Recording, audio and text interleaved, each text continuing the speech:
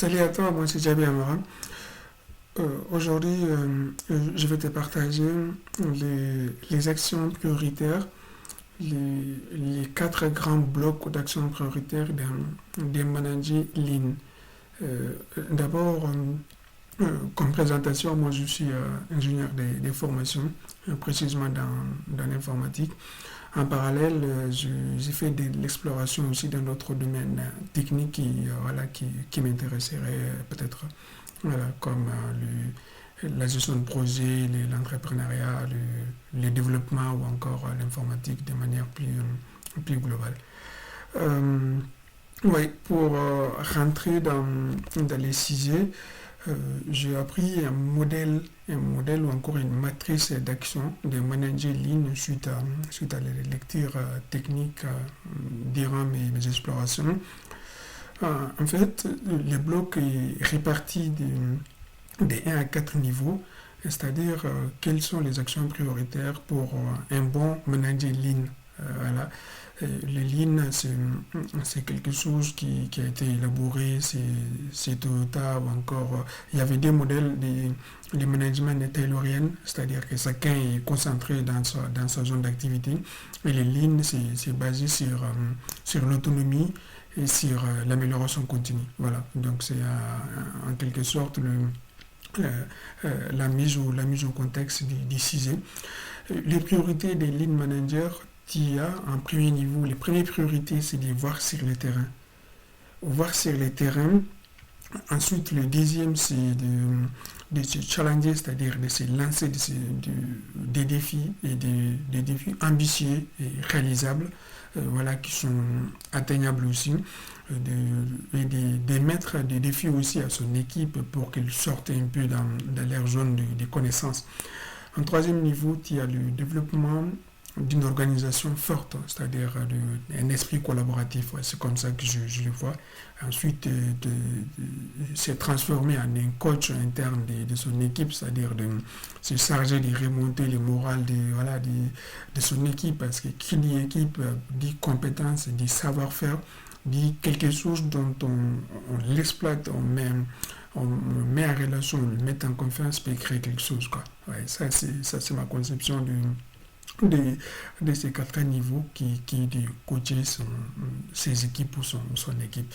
Alors, on va faire une petite exploration de chaque niveau, les actions essentielles de chaque étape. Je continue un peu dans les diapositives. Voilà. Donc, si on dit voir sur le terrain, c'est essentiellement quoi? Voir sur le terrain, en fait, c'est comprendre les fonctions sur le terrain, qui fait quoi, quelles sont les activités en cours, qu'est-ce qui n'a pas été terminé. C'est vrai que toutes ces informations peuvent être remontées, mais le fait de partir sur le terrain et de se poser des bonnes questions aux équipes sur place par rapport aux dysfonctionnements qui sont répétitifs et de maintenir une relation de confiance, c'est-à-dire lorsqu'on part sur le terrain, on ne part pas pour un jugement. Voilà, c'est une collecte d'informations qui vont peut-être être exploitées ou encore des révisions des tâches, par exemple. On peut penser qu'il y a une tâche qui est opérationnel, mais lorsqu'on part en profondeur, il y a tout un process qui ne fonctionne pas correctement comme il le faut. Ensuite, il y a le deuxième bloc des priorités, c'est challenger, challenger et challenger aussi son équipe, c'est-à-dire se mettre en défi et de mettre aussi son équipe en défi. Donc, pour cela, il y a des actions, des blocs d'action à comprendre ou encore à mettre en place. C'est-à-dire, lorsqu'on donne une mission ambitieuse à son équipe ou à soi-même, il faut la justifier, c'est-à-dire pourquoi cette mission-là. En plus, il faut que ça soit mesurable et que ça a été étudié, que c'est réalisable et c'est timé dans le temps, c'est-à-dire on a un moyen de savoir combien de temps approximativement l'action peut être exécutée. Voilà, donc, dans le même contexte, j'ai appris un modèle qui s'appelle le modèle SMART. C'est simple, mesurable, ambitieux, réaliste et dans les temps. Voilà, donc simple, mesurable, ambitieux, réaliste et dans les temps. Voilà, ça c'est l'une des compétences à adopter dans ces mêmes cas de figure. Développer une organisation. Alors, développer une organisation, ça c'est comment mettre en commun le- les compétences opérationnelles de toute l'équipe afin d'avoir quelque chose de productif tous les jours, au quotidien, tous les mois et tous les années. Et toutes les années.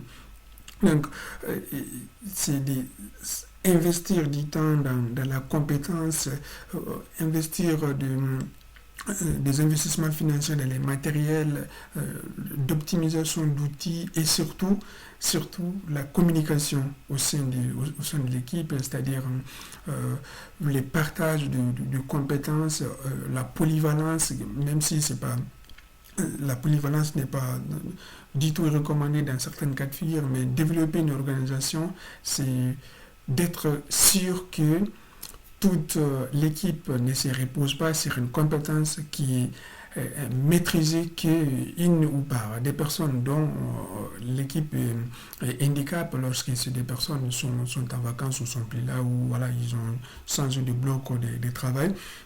Après, euh, dans quatrième niveau des socles de compétences, c'est à coacher son équipe, c'est un rôle de leadership.